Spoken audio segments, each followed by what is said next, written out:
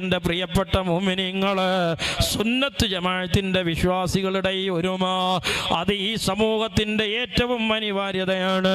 നമ്മുടെ മഹല്ലുകളിലേക്ക് ലിബറലിസം വരുന്നുണ്ട്, നിരീശ്വരവാദം വരുന്നുണ്ട്.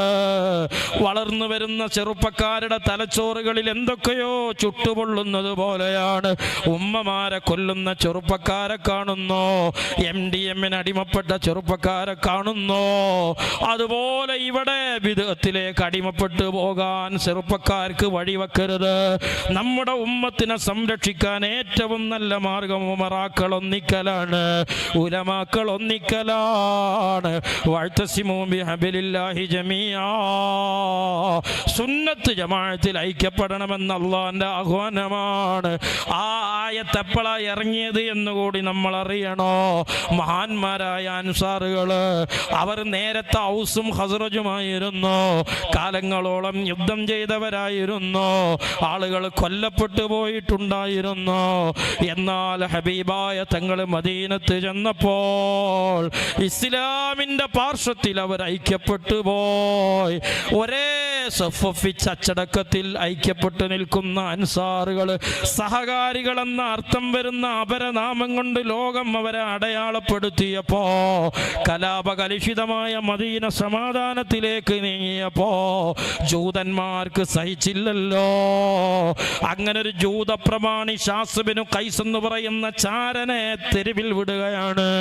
എവിടേക്കാ വിടുന്നത്? അൻസാറുകളുടെ ഇടയിലേക്കാണ്. നേരത്തെയുള്ള ഔസ് ഖസ്റജ് ഒന്നിച്ചിരിക്കുന്ന സഭകളിലേക്ക് ജൂതന്റെ ചാരൻ കടന്നു ചെല്ലുകയാണ്. എന്താണ് അവനെ ജൂതൻ ഏൽപ്പിച്ച ഡ്യൂട്ടി എന്നറിയുമോ? അന്ന് നിങ്ങൾ ഗ്രൂപ്പിന്റെ പേരിൽ തല്ലിയപ്പോൾ, അന്ന് നിങ്ങൾ ഹൗസ് ഖസ്റജായി അടികൂടിയപ്പോൾ, യുദ്ധം ചെയ്തപ്പോൾ നിങ്ങൾ അവനെ കുറിച്ച് ഇത് പറഞ്ഞില്ലേ, നിന്നെ കുറിച്ച് അവൻ ഇത് പറഞ്ഞില്ലേ എന്നും പറഞ്ഞ് പഴയകാല യുദ്ധത്തിന്റെ കെടുതികള്, അന്നത്തെ ആരോപണ പ്രത്യാരോപണങ്ങള് തെരുവിലേക്ക് വലിച്ചിട്ടുകൊണ്ട് ഐക്യത്തോടെ നിൽക്കുന്ന അൻസാറുകളുടെ മനസ്സ് മുറിപ്പെടുത്താനുള്ള ജൂതക്കെണികൾ വന്നപ്പോ, സഹജമായ പോരായ്മകളിൽ, മനുഷ്യ സഹജമായ വികാരങ്ങളിൽ ആ അൻസാറുകൾ അടിമപ്പെടുമെന്ന ഘട്ടമെത്തിയപ്പോ അല്ലാഹ് പറയുന്നു, സ്വഹാബാ,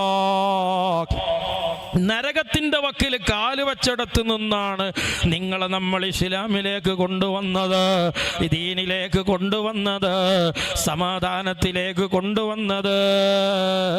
അതുകൊണ്ട് പഴയ ജാഹിലിയത്തിലേക്ക് തിരിച്ചു പോകണ്ട. സ്വാഭാവികമാണ് അഭിപ്രായ ഭിന്നതകൾ, പക്ഷേ ഒരുമിച്ചിരിക്കാൻ, ഒന്നിച്ചിടപെടാൻ, ഒന്നിച്ച് ദീൻ പറയാൻ കഴിയാത്തൊരു തടസ്സവും നമ്മിലില്ല. ഞാനൊക്കെ ഒരുപാട് അത്തരം വിഷയങ്ങളിൽ ഇടപെട്ട ആളുകളാണ്. നമ്മളെയൊക്കെ ജീവിതത്തിൽ വന്ന അബദ്ധങ്ങൾ അല്ലാഹു പുറത്തു തരട്ടെ. ഈ ഉമ്മത്തിലെ ഉമറാക്കളെ, ഈ ഉമ്മത്തിലെ ഉലമാക്കളെ, ഈ ഉമ്മത്തിലെ സാദാത്തുക്കളെ അല്ലാഹു സുന്നത്ത് ജമാഅത്തിന്റെ ഇസ്സത്തിലായി ഐക്യപ്പെടുത്തി തരട്ടെ. അതിനെതിരെ മദീനത്തെ ജൂതന്മാരെ ഓർമ്മിപ്പിക്കും വിധം സോഷ്യൽ മീഡിയകളിലേക്ക് സുന്നികൾക്കിടയിലെ പഴയ തർക്കം തള്ളുന്ന വഹാബികളിൽ നിന്ന്, സ്വാർത്ഥ താല്പര്യക്കാരിൽ നിന്ന് ഈ ഉമ്മത്തിന്റെ ഖൽബിനെ റഹ്മാനായ അല്ലാഹ് നീ സലാമത്താക്കി തരണേ.